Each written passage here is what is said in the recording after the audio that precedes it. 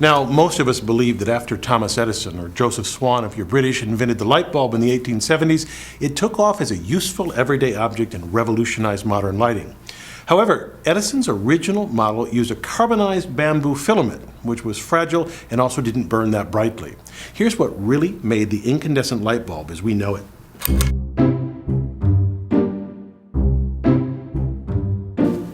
It's the fabulous engineering that went into creating the tungsten filaments that we see in today's bulbs.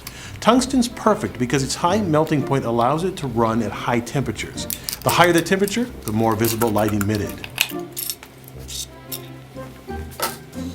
The filament seems a simple thing, but let me show you how amazing it is. If we zoom in a bit, you can see it's a coil, not just a straight wire. But if we look even closer, we can see it's a coil within a coil.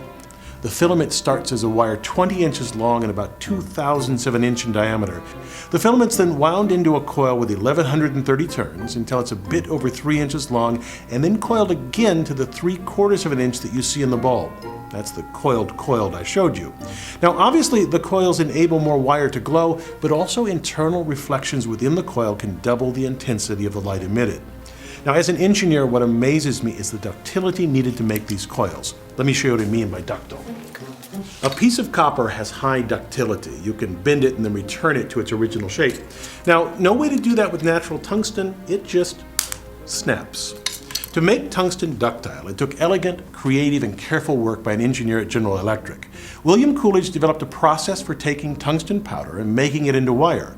Just to give you an idea of the difficulty, here's an abbreviated list of the steps.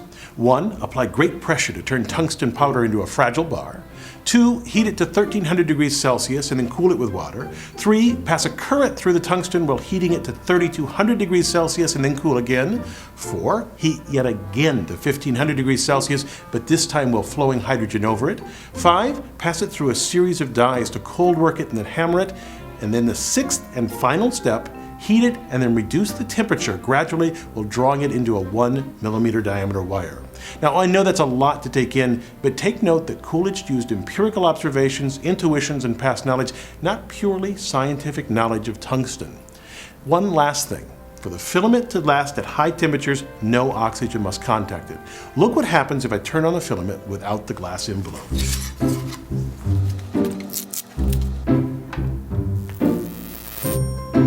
I love that.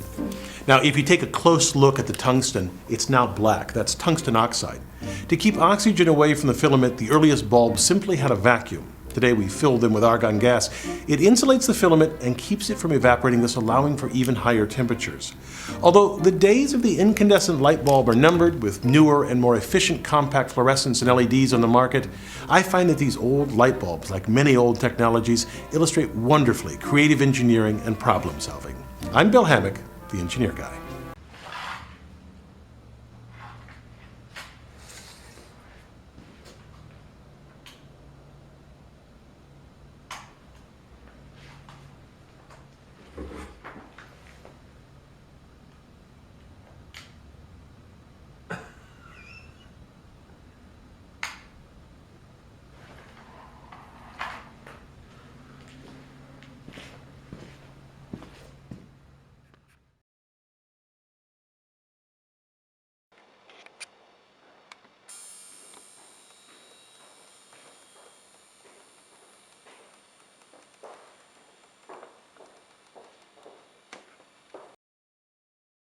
New energy-saving halogen light bulbs provide bright, white light and use about 30% less electricity than traditional incandescent bulbs. Halogens may last twice as long as a standard incandescent bulb, about 3,000 hours, and deliver the same level of brightness while using significantly less energy. Energy-efficient halogen filaments are encased in a smaller quartz bulb filled with halogen gas. When the halogen filament is heated by electricity, evaporated tungsten from the filament combines with halogen gas inside the bulb to produce light. This is then recycled and resettles onto the filament, which allows it to last longer and burn brighter. The halogen's energy-efficient lighting is exceptional for numerous areas of your home that need brighter, whiter light.